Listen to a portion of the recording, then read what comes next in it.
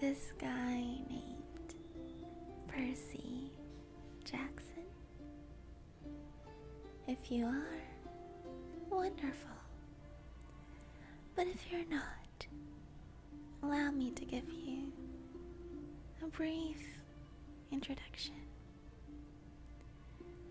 Percy is a modern-day demigod, the son of a human and the Greek god, or should I say Greek rascal? Don't tell him I said that. Poseidon. For the longest time, he had no idea who he was or just what he was capable of. But he eventually went and made a name for himself as a hero nonetheless. And this little hero of ours is dyslexic, so just writing a single word is difficult for him. But he was tasked with writing a book about his fellow ancient Greek heroes, and we were able to bribe him with a year's supply of pizza. So anyways, that's besides the point. He decided to go with the story of Perseus first, titled Perseus Wants a Hug.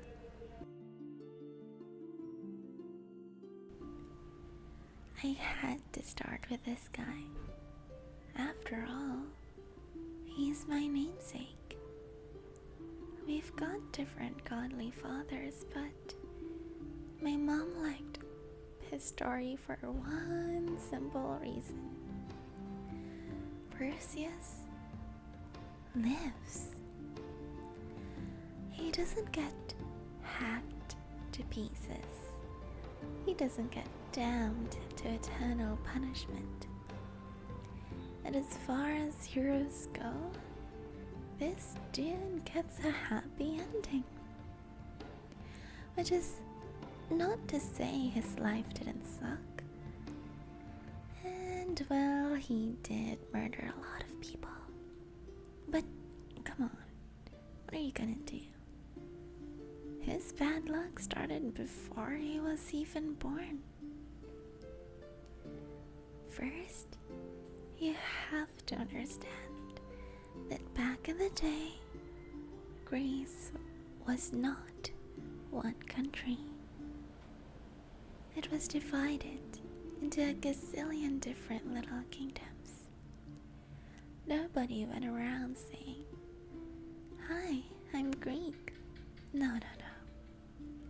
People would ask you which city-state you were from. Athens, Thebes, Sparta, or I don't know, some place named Zeusville or whatever. The Greek mainland was basically a huge piece of real estate. Every city had its own king. Sprinkled throughout the Mediterranean Sea were hundreds of islands, and each one of them was a separate kingdom too. Imagine if life were like that today. Maybe you live in Manhattan. Your local king would have his own army, his own taxes, his own rules. And if you happen to break the law in Manhattan, you could just run away to Hackensack, New Jersey. The king of Hackensack can grant you asylum, and Manhattan will not be able to do anything about it. Unless, of course, the two kings became allies, in which case you're toast. cities would be attacking each other all the time. The king of Brooklyn might decide to go to war with Staten Island, or the Bronx and Greenwich, Connecticut might form a military alliance and invade Harlem. You can see how that would make life interesting. Anyway, one city on the Greek mainland was called Argos. Now, it wasn't the biggest or most powerful city, but it was a respectable size. People who lived there called themselves the Argives, probably because Argosites would have made them sound like some kind of bacteria. The king was named Acrisius. He was a nasty piece of work. If he were your king, you would totally want to run away to Hackensack. Acrisius had a beautiful daughter named Danae, but that wasn't good enough for him. Back then, it was all about sons. You had to have a boy child to carry on the family name, inherit the kingdom when you died, blah blah blah. Why couldn't a girl take over the kingdom? I don't know. It's stupid, but that's how it was. Acrisius kept yelling at his wife, "Have sons! I want sons!" But that didn't help. When his wife died, probably from stress, the king started getting really nervous.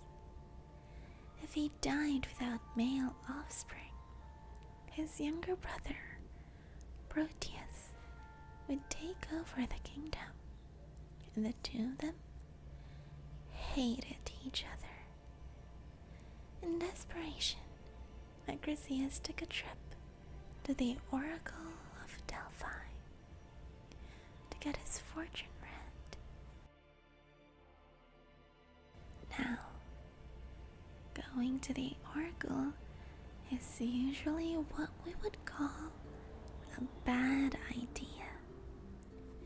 You had to take a long trip to the city of Delphi and visit this dark cave at the edge of town, where a veiled lady sat on a three-legged stool, inhaling volcanic vapor all day and seeing visions.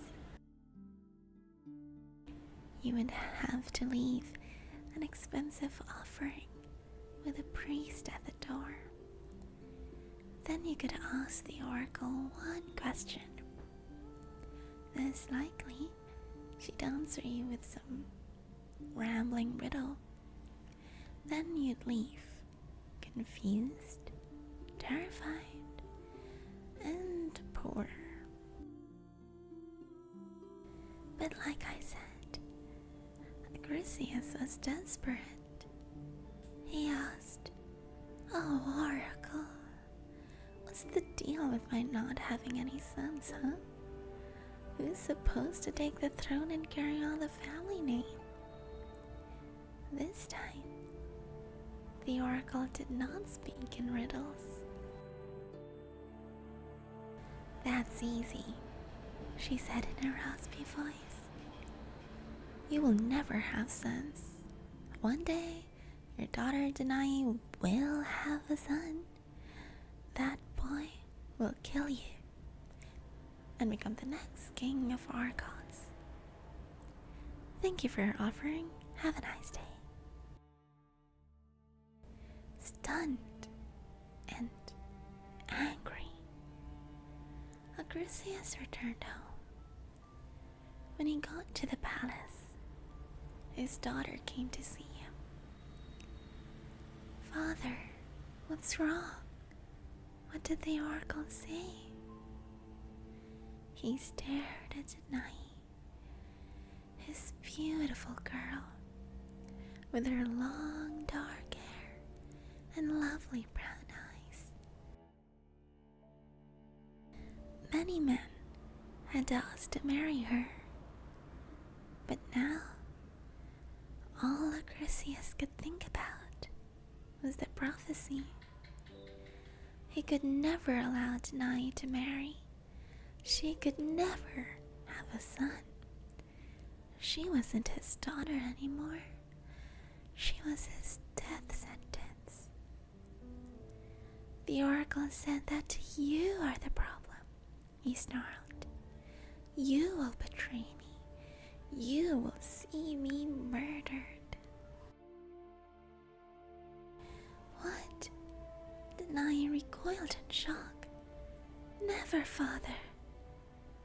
Gods, Acrisius yelled. Take this vile creature away. Denai couldn't understand what she'd done. She always tried to be kind and considerate. She loved her dad, even though he was scary and angry and liked to hunt peasants in the woods with a spear and a pack of rabid dogs. Anyways, Denai always made the appropriate sacrifices to the gods.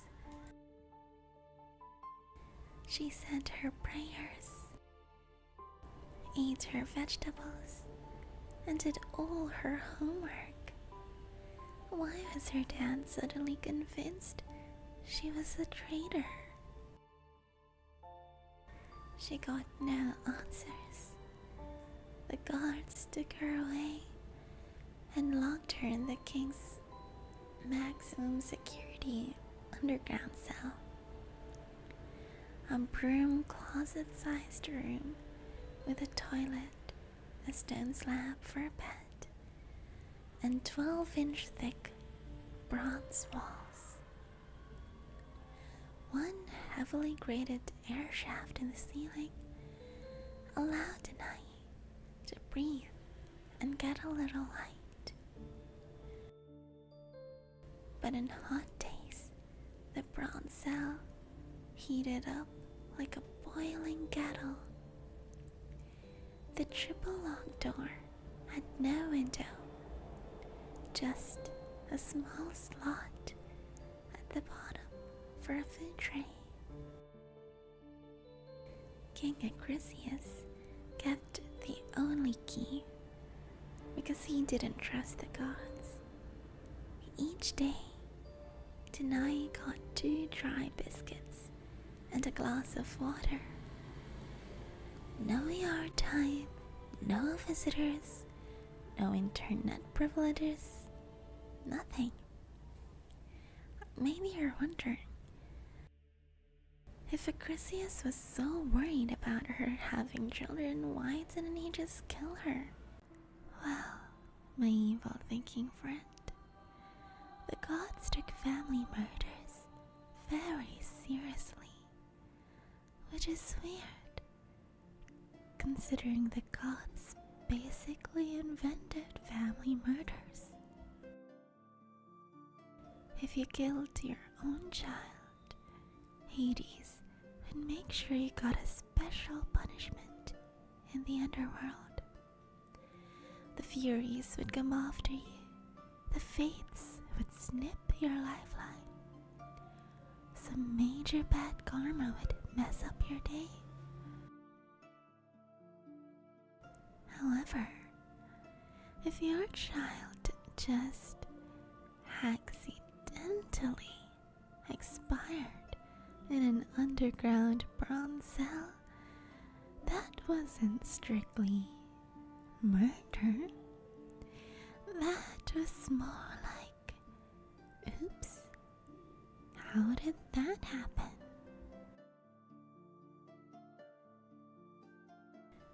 For months, Denai languished in her underground cell. there wasn't much to do except make little doodles out of biscuits and water, or talk to Mr. Toilet. So she spent most of her time praying to the gods for help.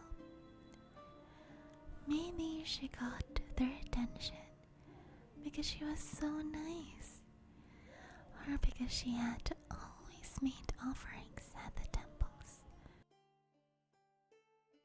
But to be honest, maybe it was because Danae was knockout gorgeous. One day, Zeus, the Lord of the Sky, heard Danae calling his name. Gods are like that. When you say their names, they perk right up. I bet they spend a lot of time Googling themselves too. Narcissist. Anyhow, Zeus peered down from the heavens with a super keen X-ray vision or something. He saw the beautiful princess trapped in her bronze cell, lamenting her cruel fate. Dude, that is wrong, Zeus said to himself. What kind of father imprisons his own daughter so she can fall in love or have kids? Actually, that was exactly the sort of thing Zeus might do, but whatever. She's kinda hot too, Zeus muttered. I think I'll pay that lady a visit. Zeus was always doing stuff like this. He'd fall in love with some mortal girl on first sight, drop into her life like a romantic hydrogen bomb, mess up her entire existence, and then head back to Mount Olympus, leaving his girlfriend to raise a kid all by herself. But really, I'm sure his intentions were honorable. Yeah, right. With denying, Zeus's only challenge was figuring out how to get into that maximum security bronze cell. He was a god, of course. He had skills. He could simply blast the doors open, but that might scare the poor girl. Plus, then he'd have to kill a bunch of gods, and that would be messy, causing explosions and leaving a trail of mangled corpses. Didn't set the right mood for a first date. He decided it would be easier to turn into something small and sneak in through the air vent. That would give him plenty of privacy with the girl of his dreams.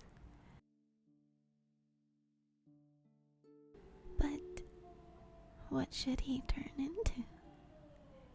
I mean, I guess an ant would work, but Zeus had done that once before with a different girl. But he wanted to make a good first impression, and ants don't have much of a wow factor. He decided to turn himself into something totally different. A shower of gold. He dissolved into a swirling cloud of 24-karat glitter and sped down from Mount Olympus. He pulled through the air shaft, filling Denai's cell with warm, dazzling light that took her breath away. "Fear not," said a voice from the glitter. "I am Zeus, Lord of the Sky. You look fine, girl. Do you want to hang out? Denai had never had a boyfriend, especially not a gone boyfriend who could turn into glitter. Pretty soon, like in 5 or 6 minutes, she was madly in love. Weeks passed. Denai stayed so quiet in her cell that the gods outside were incredibly bored. Then one day, about 9 months after the glitter incident, a god was pushing a food tray through the slot in the door as usual when he heard a strange sound. A baby crying inside the cell. He ran to get King Acrisius because this was the kind of thing the boss would want to know about. When the king got there, he unlocked the door, stormed into the cell, and found Denai cradling a newborn baby in a blanket. What? Acrisius scanned the cell. No one else was there. No one could have possibly got in, because Acrisius had the only key, and no one could have fitted through Mr. Toilet. How? Who? My lord, Denai said, with a resentful gleam in her eyes. I have been visited by the god Zeus. This is our son. I have named him Perseus. Acrisius tried not to choke on his own tongue. The word Perseus meant avenger or destroyer, depending on how you interpreted it. The king did not want the kid growing up to hang out with Iron Man and the Hulk, and from the way Denai was glaring at him, the king had a pretty good idea who she wanted destroyed. The king's worst fear about the prophecy was coming true, which was kinda stupid because if he hadn't been such a butt brain and locked up his daughter, it never would have happened. But that's the way prophecies work. You try to avoid the trap, and in doing so, you end up building the trap yourself and stepping right into it. Acrisius wanted to murder Denai and the little boy. That was the safest bet. But there was that whole taboo thing about killing your family, annoying detail. Also, if Denai was telling the truth and Perseus was the son of Zeus, well, angering the Lord of the Universe wasn't going to help his life expectancy. So Acrisius decided to try something else. He ordered his guards to find a large wooden box with a hinged lid. He had some air holes drilled in the top, just to show he was a nice guy. Then he stuffed Denai and her infant son inside, nailed the lid shut, and had the box tossed into the sea. What a nice guy. He figured he wasn't killing them directly. Maybe they would perish from thirst and hunger. Maybe a nice storm would smash them to pieces and drown them. Whatever happened, it wouldn't be his fault. The king went back to the palace and slept well for the first time in years. I mean, nothing like condemning your daughter and grandson to slow, horrible death to really ease your mind. If you're an airhole like a PERSEUS, that is. Meanwhile, inside the wooden box, Danae prayed to Zeus. Hi, it's me, Danae. I don't mean to bother you, but my dad kicked me out. I'm in a box in the middle of the sea, and Perseus is with me. So, yeah, if you could call me back or text me or something, that would be great. Zeus did better than that. He sent cool, gentle rain that trickled through the air holes and provided Danae and the baby with fresh water to drink. He persuaded his brother, the sea god Poseidon, to calm the waves and change the currents so the box would have a smooth journey. Poseidon even caused little sardines to leap onto the box and wriggle through the air holes so Danae could enjoy fresh sushi. My dad Poseidon is awesome that way. So, instead of drowning or dying of thirst, Danae and Perseus survived just fine. After a few days, the SS wooden box approached the shore of an island called Seriphus. About 100 miles east of Argos. Danae and the baby rather, still might have died because that box lid was nailed shut tight.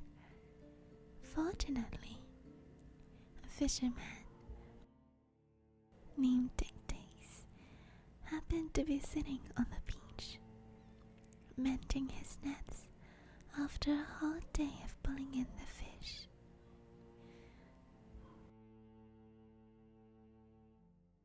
He saw this huge wooden box bobbing on the tide and thought, whoa, that's weird. He waded into the water with his nets and hooks and dragged the box to the beach.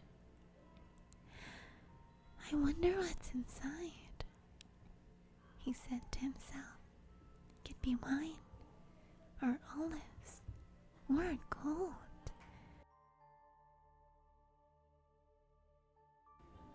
Help, said a woman's voice from inside the box. Ah, cried another tiny voice from inside the box. Or people, Dictys said. It could be full of people. He got out his handy fishing knife and carefully prized off the top of the box.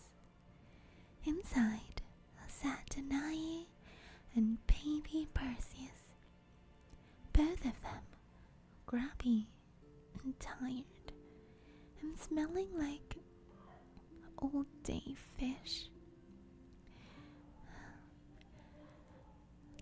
Dictys helped them out and gave them some bread and water. Oh boy, Danae thought, more bread and water. The fisherman asked Danae what had happened to her. She decided to go light on the details. After all, she didn't know where she was or if the local king was a friend of her dad's. For all she knew, she landed in Hackensack. She just told Dictys that her father had kicked her out because she'd fallen in love and had a child without his permission. Who's the boy's father? Dictys wondered. Oh, Zeus. fisherman's eyes widened. He believed her immediately. Despite Danae's grubby appearance, he could tell she was beautiful enough to attract a god. And from the way she talked and her general composure, he guessed she was a princess. Tictius wanted to help her and the little baby, but he had a lot of conflicting emotions. "I could take you to see my brother," he said reluctantly. "His name is Polydectes. He's the king of this island." "Would he welcome us?" Danae asked. "Would he give us asylum?" "I'm sure he would."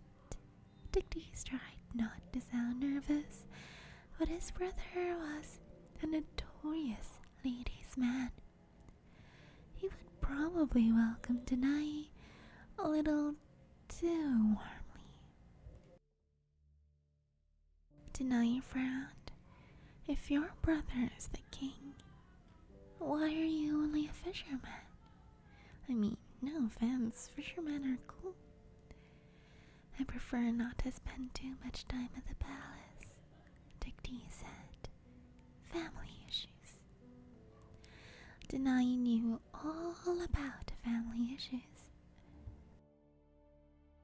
She was uneasy about seeking help from Polydectes, but she didn't see another option, unless she wanted to stay on the beach and make a hut out of her box. "Should I get cleaned up first?" she asked Tictius. "No," said the fisherman. "With my brother, you should look as unattractive as possible. In fact, maybe rub some more sand on your face. Put some seaweed in your hair." Tictius led Danae and the baby to the main town on Seriphos. Looming above all the other buildings was the king's palace, a mass of white marble, columns and sandstone walls, with banners flying from the turrets and a bunch of thuggish-looking guards at the gate. Danae started to wonder if living in a box on the beach wasn't such a bad idea. But she followed her fisherman friend into the throne room. King Polydectes sat on a solid bronze throne that must have offered him a little in the way of lower back support. Behind him, the walls were festooned with war trophies, weapons, shields, banners, and a few stuffed heads of his enemies. You know, the usual decor to brighten up an audience chamber.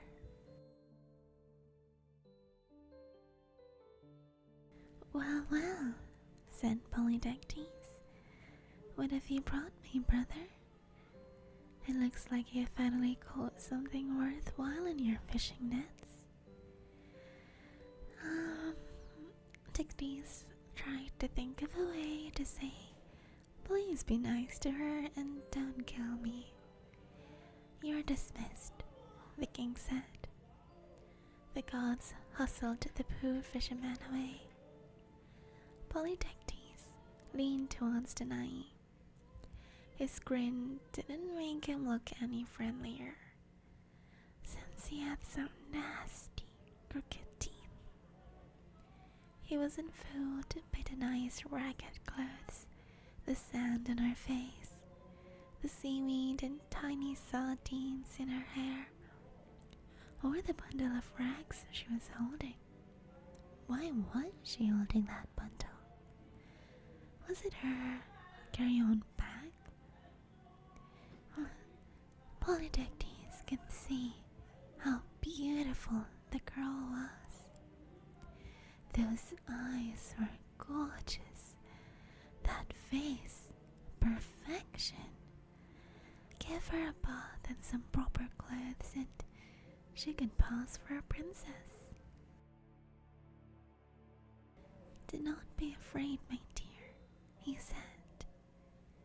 How can I help you? Danae decided to play the victim, thinking the king would respond to that. She fell to her knees and wept, "My lord, I am Danae, princess of Argos. My father, King Acrisius, cast me out. I beg for your protection." Polydectes' heart wasn't exactly moved, but his mental gears definitely started turning. Argos, nice city. He'd heard about Acrisius, the old king with no sons. Oh, this was too good. If Polydectes married Danae, he would become the ruler of both cities. He would finally have 2 throne rooms with enough wall space to display all those stuffed heads he kept in storage. Princess Danae, of course I grant you sanctuary, he said, loud enough for all his attendants to hear. I swear upon the gods you will be safe with me. He rose from his throne and descended the steps of his dais. He meant to take Danae in his arms to show what a kind, loving dude he was. As soon as he got within 5 feet of her, though, the princess's bundle of rags started screaming. Polydectes jumped back. The screaming stopped. What sorcery is this? You have a bundle of screaming rags? It's a baby, my lord. Danae tried not to smirk at the king's horrified expression. This is my son, Perseus, whose father is Zeus. I hope your promise of protection extends to my poor tiny child as well. Polydectes developed a tick in his right eye. He hated babies, wrinkly, pudgy creatures that cried and pooped. He was sorry he hadn't noticed the kid earlier, but he'd been distracted by Danae's beauty. He couldn't take back his promise now. All of his attendants had heard him say it. Besides, if the baby was a child of Zeus, that complicated matters. You could not chuck demigod babies in the bin without angering the gods. Most of the time, anyway. Oh, of course, the king managed. What a cute little thing. You will have my protection too. I'll tell you what. The king edged closer, but Perseus started screaming again. The kid had an evil king raider. Ha ha, Polydectes said weakly. The boy has a strong set of lungs. He can be raised in the temple of Athena, far away at the other end of the city. I mean, conveniently located in the best part of the city. The priest there will take excellent care of him. In the meantime, you and I, dear princess, can become better acquainted. Polydectes was used to getting his way. He figured it would take 15, maybe 16 minutes tops to get Danae to marry him. Instead, The next 17 years were the most frustrating time in Polydectes' life. Try as he might to become better acquainted with Danae, the princess and her son thwarted Polydectes at every turn. The king gave Danae her own suite of rooms at the palace. He gave her fancy clothes, beautiful jewelry, maid servants, and an all-you-can-eat coupon book for the royal buffet. But Danae wasn't fooled. She knew she was just as much a prisoner here as she had been in that bronze cell.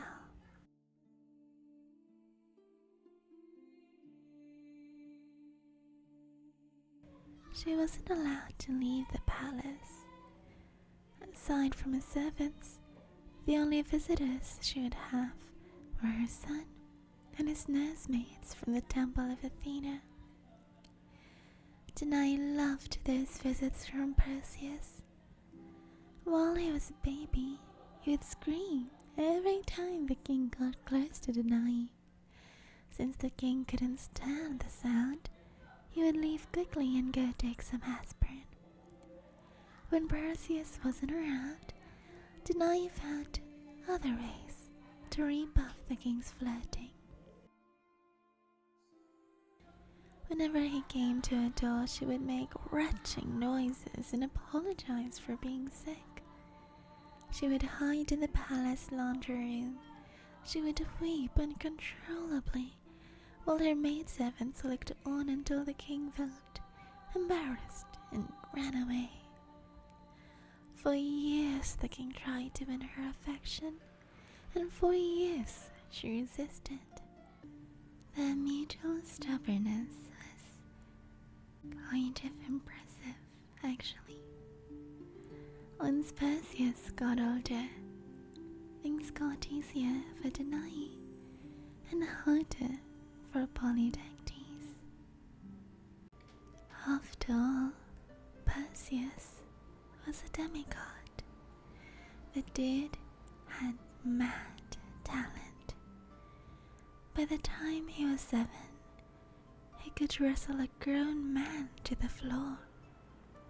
By the time he was 10, he could shoot an arrow across the length of the island and wield a sword better than any soldier in the king's army. Growing up in the temple of Athena, he learned about warfare and wisdom, how to pick your fights, how to honor the gods. All good stuff to know if you want to live through puberty. He was a good son, which meant he continued to visit his mom as often as he could. He didn't scream anymore when Polydectes came around, but if the king tried to flirt with Danae, Perseus would stand nearby, glaring, his arms crossed and several deadly weapons hanging from his belt, until the king retreated. You'd think Polydectes would have given up, right? There were plenty of other women to bother, but you know how it is. Once you're told you can't have something, you want it even more. By the time Perseus turned 17, Polydectes was out of his mind with irritation. He wanted to marry Danae before she was too old to have more kids. He wanted to marry and see his own children become the kings of Argos and Seriphos, which added up to one thing: Perseus had to go. But how to get rid of a demigod without directly murdering him, especially since Perseus at 17 was the strongest and best fighter on the island. What Polydectes needed was a good trap, a way to make Perseus walk right into his own destruction without any of the blame splashing back onto Polydectes. Over the years, the king had seen a lot of heroes gallivanting around, slaying monsters, rescuing villages and cute puppies, winning the hearts of princes and princesses, and getting major endorsement deals. Polydectes had no use for such nonsense, but he'd noticed that most heroes had a fatal flaw, some weakness that, with any luck, would get them killed. So, what was the fatal flaw of Perseus? The boy was a prince of Argos, a son of Zeus. Yet, he'd grown up as a castaway in a foreign kingdom, with no money and only his mother for family. This made him a little touchy about his reputation. He was anxious to prove himself. He would take on any challenge. If only Polydectes could use that against him. The king began to smile. Oh yes, he had just the challenge in mind. Later that week, Polydectes announced that he was collecting wedding presents for the princess of a neighboring island. Her name was Hippodamia. Her dad, King Animaus, was an old friend of Polydectes, but none of that was really important. It was just an excuse to collect presents. Polydectes gathered all the rich and famous of Seriphos for a party at the palace to see what kind of loot they would cough up. Everybody wanted to impress the king, so they compared with one another to give the coolest presents. One family contributed a silver vase studded with rubies. Another gifted a golden chariot and a team of pure white horses.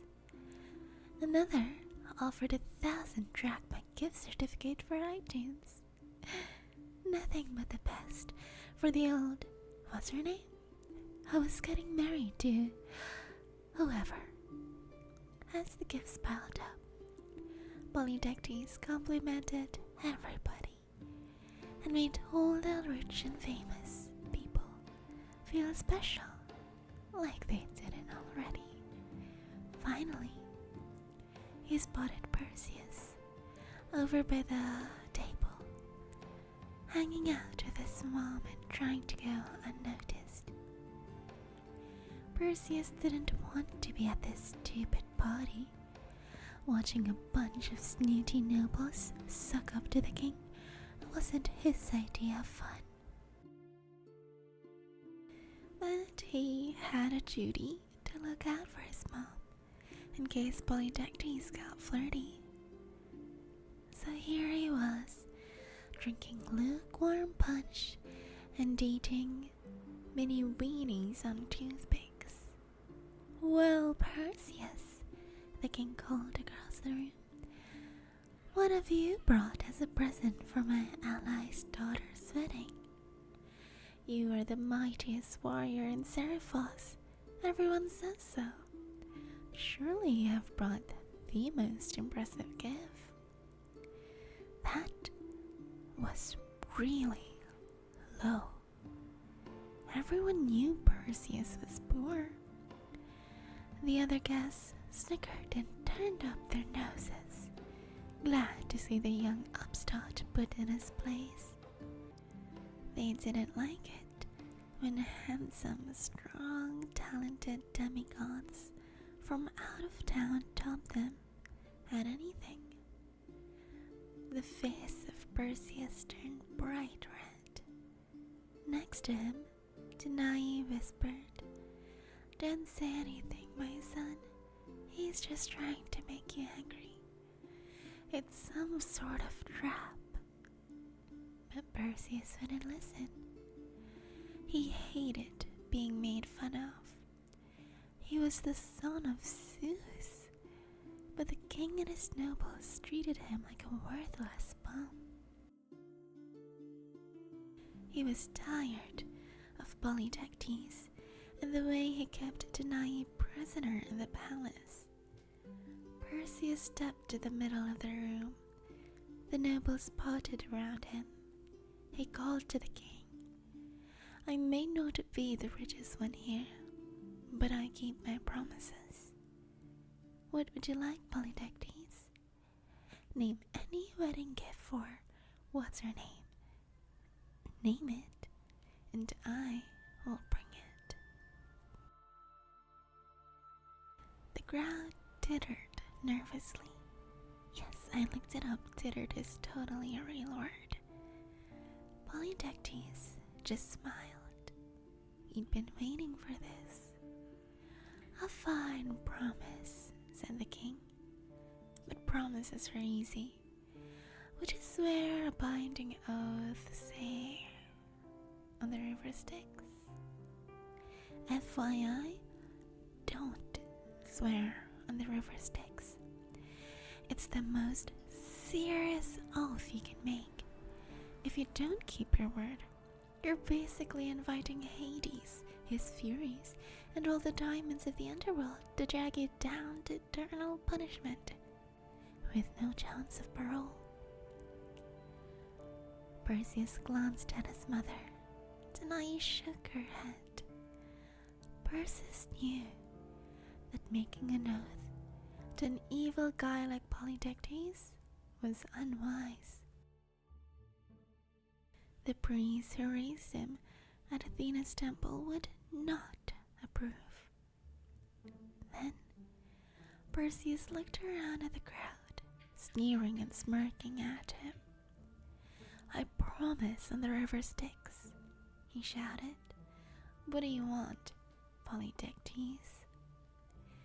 The king reclined in his uncomfortable bronze throne. He gazed at the stuffed heads decorating his walls. "Bring me," cue the dramatic organ music, "the head of Medusa," cue the gasping crowd.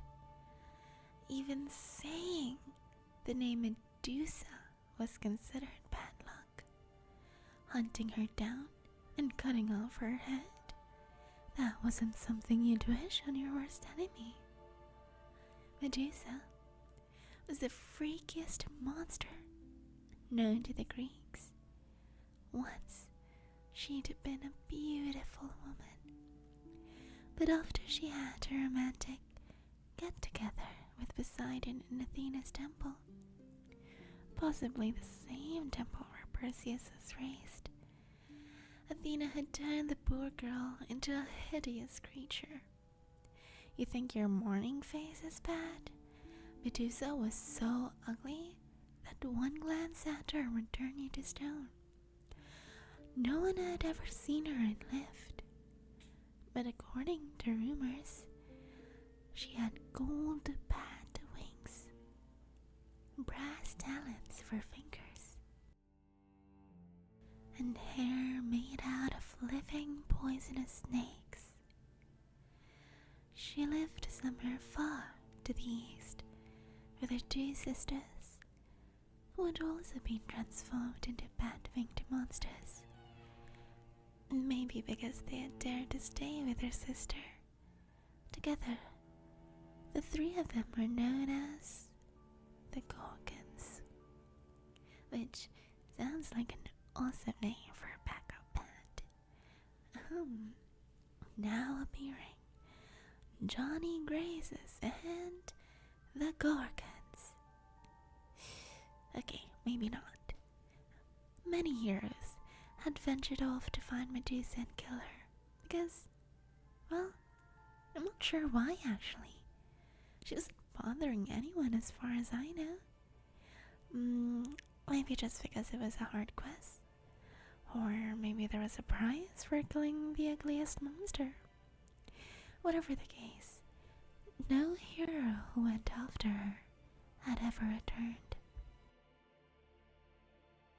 For a moment, the throne room was absolutely still.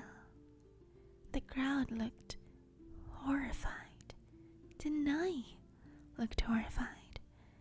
Perseus was so horrified he couldn't feel his own toes. Polydectes, however, smiled like Christmas had come early. You didn't say, name it and I'll bring it, correct? Well, the king spread his arms. Bring it. The tension broke. The crowd howled with laughter, looking at Perseus, a 17-year-old nobody, and imagining him cutting off the head of Medusa. It was just too ridiculous. Somebody yelled, "Bring me a Gorgon t-shirt while you're at it." "Bring me a snow cone," someone else shouted.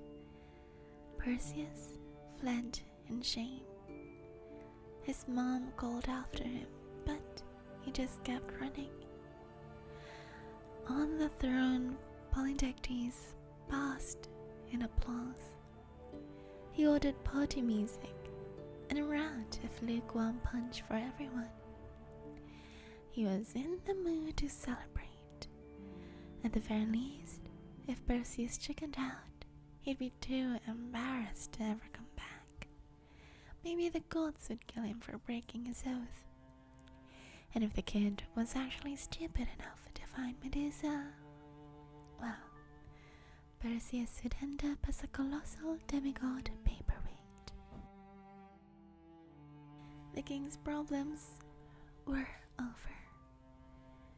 After fleeing the palace, Perseus ran to the cliffs overlooking the sea. He stood at the edge and tried not to cry. The night sky was covered in clouds, as if even Zeus was ashamed to look at him. "Dad," Perseus said, "I've never asked you for anything. I've never complained.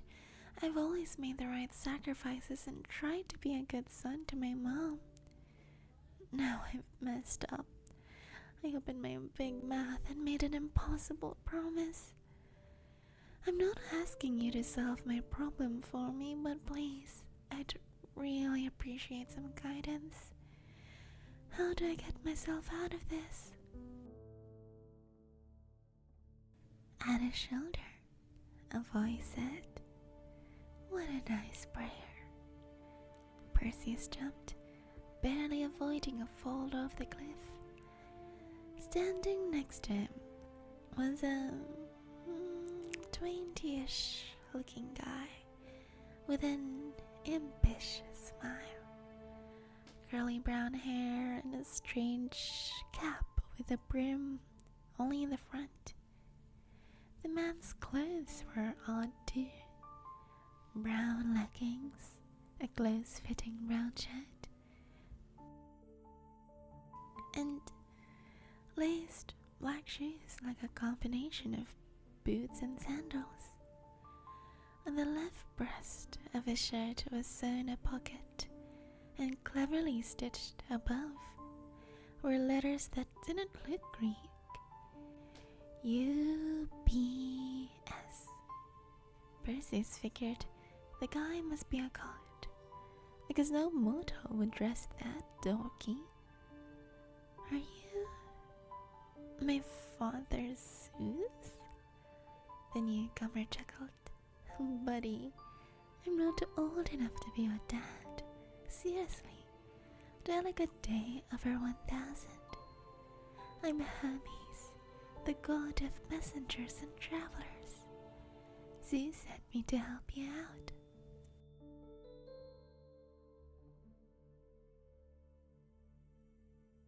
That was fast.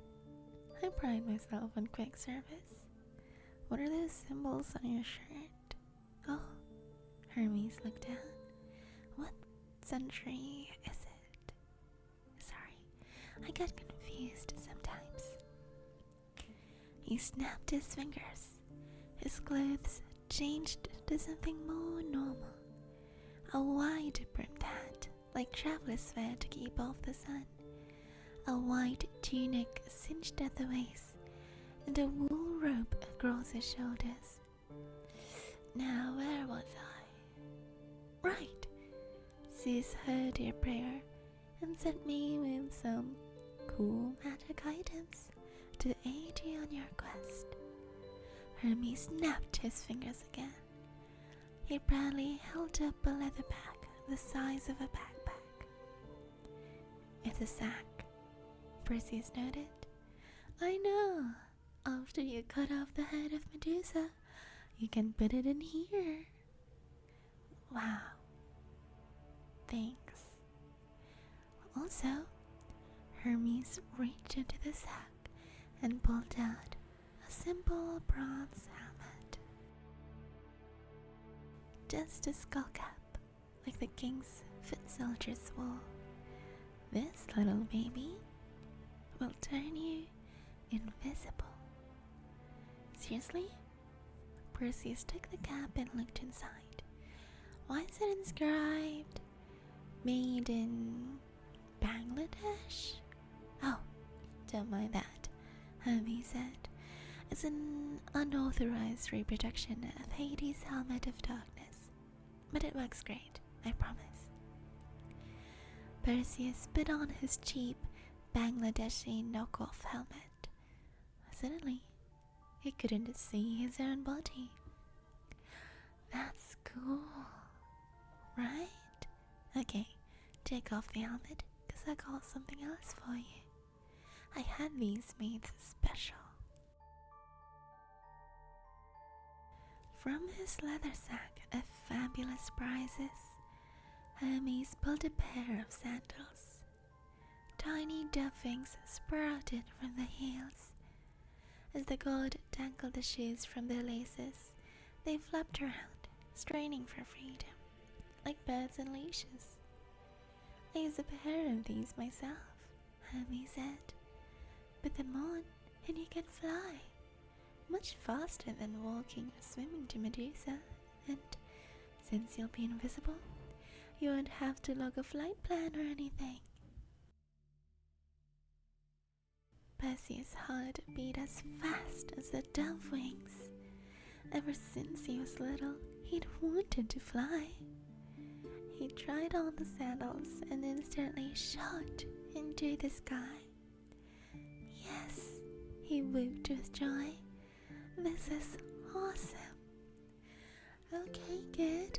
Hermes yelled at the tiniest dot zipping in and out of the clouds. You can come down now. Perseus landed, and Hermes explained what would happen next. First, you gotta find these 3 old ladies called the Grey Sisters.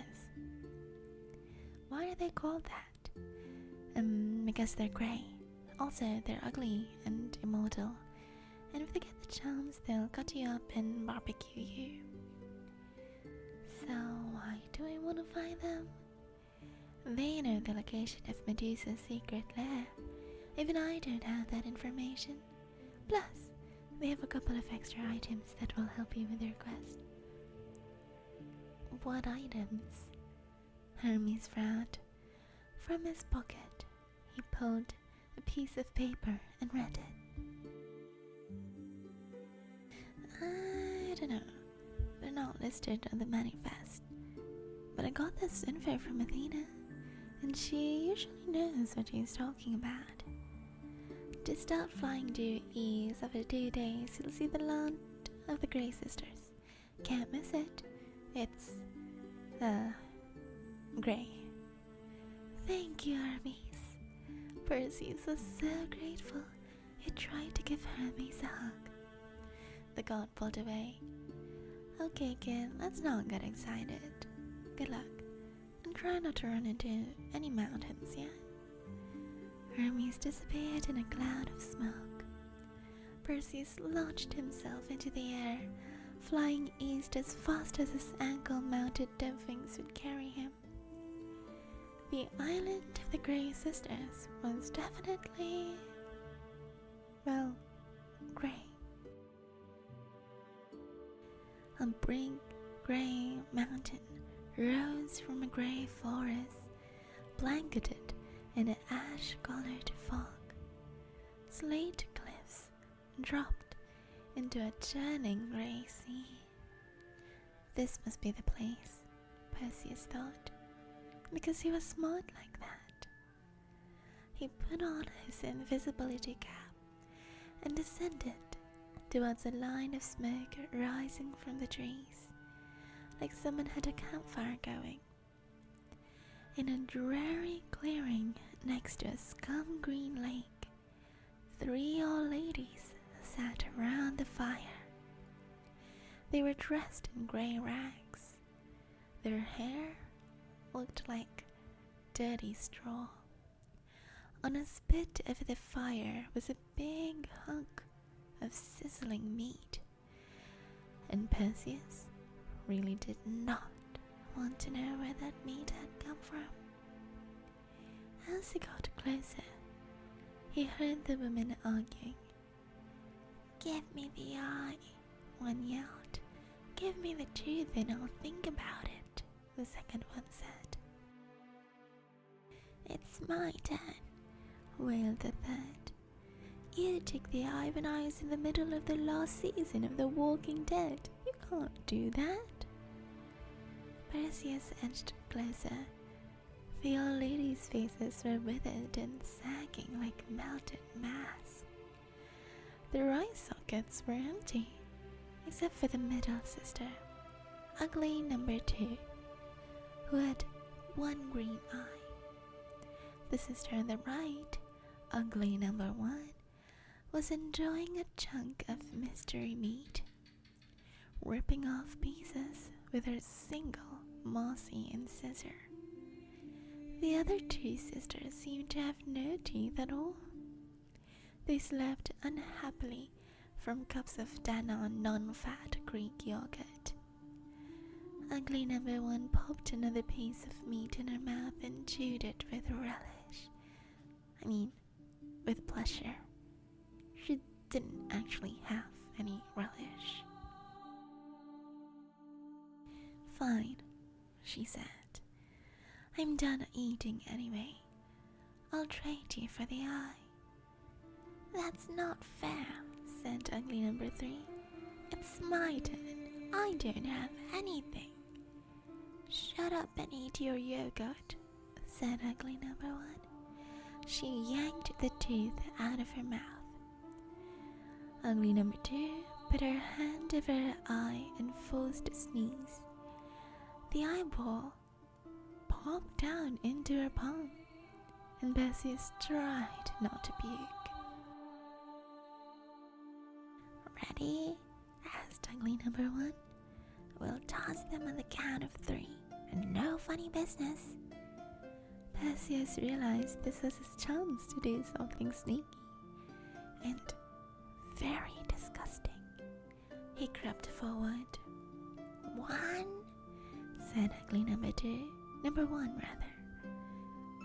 "2," as the grey lady yelled. 3. Perseus stepped up.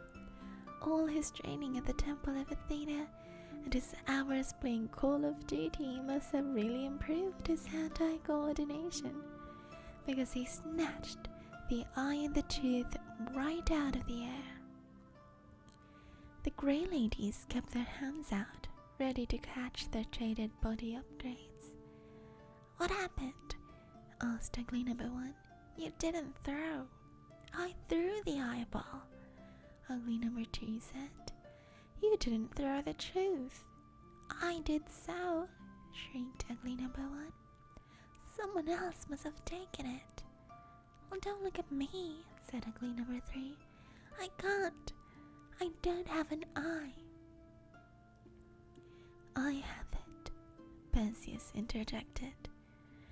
The Grey sisters fell silent. And your truth, he added.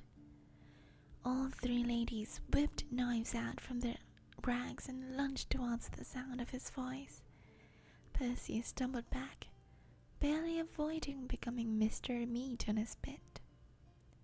Note to self, he thought, invisibility does not work on blind people. Uglies number 1 and number 2 knocked heads, fell down, and started wrestling. Ugly number 3 tripped into the cooking fire and rolled out shrieking, trying to smother her burning clothes. Perseus circled the perimeter of the camp. If you want your eye and tooth back, you'd better behave yourselves. They're our property, wailed ugly number 1. They're our precious, cried ugly number 3. Wrong star, you idiot, snapped ugly number 2. The 3 sisters got to their feet. They looked creepy in the firelight. Shadows dancing across their hollow eye sockets, knife blades glinting red. Perseus stepped on a twig. The sisters all turned towards him, hissing like cats. Perseus tried to steady his nerves. Attack me again, he warned, and I'll squish your eye right now. He gave the slimy orb a gentle squeeze. The Grey sisters shrieked, glowing at their empty sockets. All right, wailed ugly number 1. What do you want? First, directions to the lair of Medusa. Ugly number 3 made a sound like a rat being stepped on. We can't tell you that. We promised to guard the Gorgon's secret, and to guard the weapons of the prophecy, added ugly number 2. Right, Perseus said. I'll also need those weapons of the prophecy. The sisters, wailed some more and slapped one another upside the head. We can't give you the weapons, said ugly number 3. The Gorgons are counting on us. They'll hunt us down and kill us. I thought you were immortal, Perseus said. Well, true, ugly number 1 conceded. But you don't know the Gorgons. They'll torture us and call us bad names, and if you don't help me, Perseus said, no tooth and no eye ever again. He squeezed the eyeball a little harder. All right, ugly number 1 relented. Give us the tooth and the eye and we'll help you. Help me first, Perseus said, and I promise I'll release your eye and tooth immediately. Which was an easy promise to make because those things were disgusting. The cave of the Gorgons lies to the east, said ugly number 2. Another 3 days as the crow flies. When you reach the mainland, you'll see a high cliff rising from the sea. The cave is right in the middle, 500 feet up. A tiny ledge is the only approach. You will know the place. Just look for the statues. The statues, Perseus repeated. Yes, said ugly number 3. Now give us our property. Not so fast, Perseus said. What about those weapons you mentioned? Ugly number 3 howled in frustration. She lunged at Perseus. He dodged easily, and she ran face first into a tree. Ow! The weapons? Perseus asked again, applying more pressure to the community eyeball. Fine, Ugly number 1 cried. Miles south of here is a huge dead oak tree. The weapons are buried between the 2 largest roots, but don't tell Medusa we gave them to you. I won't, Perseus promised. I'll be too busy killing her. The eye, said Ugly number 2. The tooth. Yep. Perseus threw them both into the scum green lake. I promised I'd release them immediately, but I can't have you following me for revenge. You'd better start diving before some fish decides that eyeball looks tasty. The Grey sisters screamed and hobbled blindly towards the water. They dived in like a pack of raggedy walruses. Perseus wiped his hands on his shirt. Eyeball slime. Gross. He started up his sandals and flew south through the forest. He found the dead oak tree with no problem. Perseus dug between the 2 biggest roots and unearthed something like a manhole cover wrapped in a leather blanket. He unwrapped the oiled leather and was immediately blinded by the shininess of a round bronze shield. Its surface was polished like a mirror. Even in the gloomy forest, it reflected enough light to cause a traffic accident. Perseus peered into the hole he dug. There was something else down there.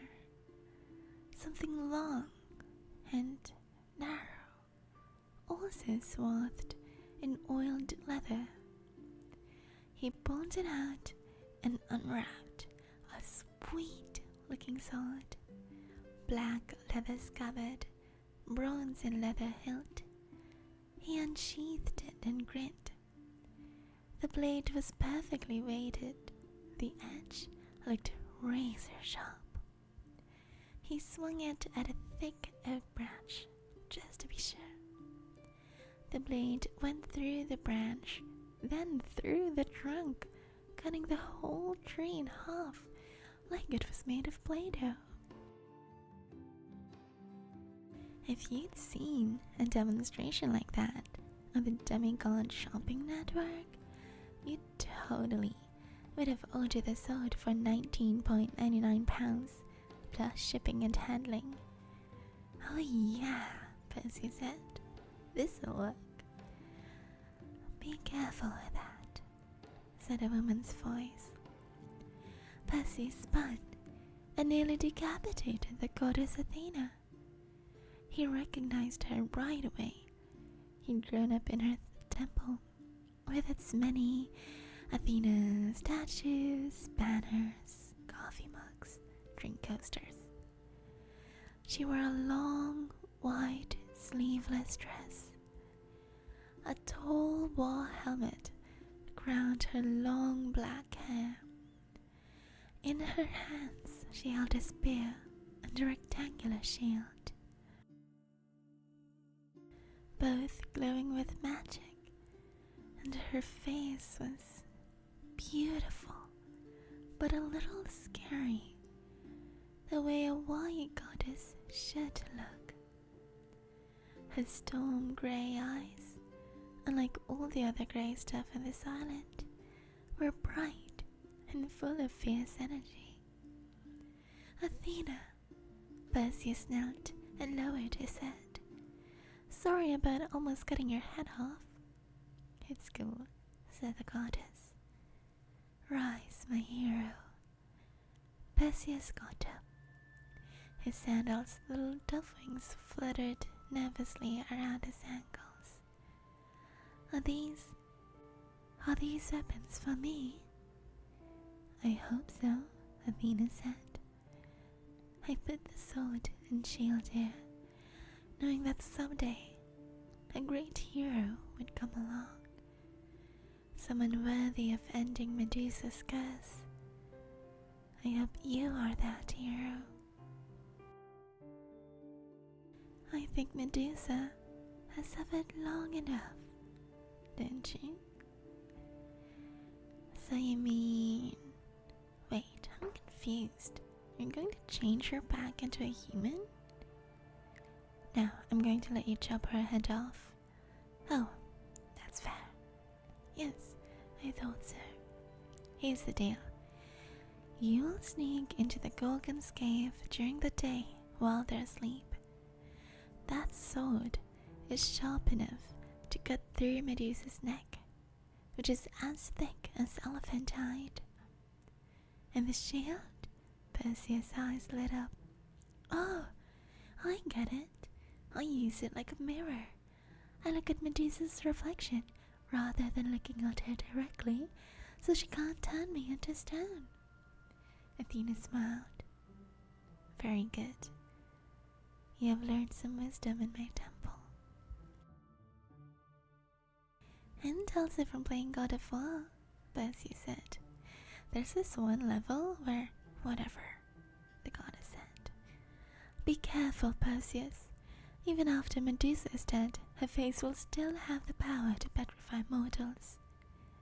Keep it safely in that leather sack, and don't show it to anyone, unless you want to turn them into solid marble. Perseus nodded, mentally storing away that safety tip. What about Medusa's sisters, the other two Gorgons? I wouldn't worry too much about them. They're sound sleepers. If you're lucky, you'll be out of there before they wake up. Besides, you couldn't kill them even if you tried. Unlike Medusa, the other two Gorgons are immortal. Why is that? Heck, I don't know. Just roll with it. The point is, if they wake up, get out of there. Fast. Perseus must have looked pretty terrified. Athena raised her arms in blessing. You can do this, Perseus. Bring honor to me, and Hermes, and her father Zeus. Your name will live forever. Just don't screw up. Thank you, great goddess. Perseus was so overwhelmed, he tried to give Athena a hug, but she backed away. Oh, there, big boy. No touching the goddess. Sorry, you're welcome. Now, get going. Good hunting, Perseus. The goddess disappeared in a shimmer of light. In the distance, Perseus heard the Grey Sisters screaming something about murder, and he decided it was time to leave.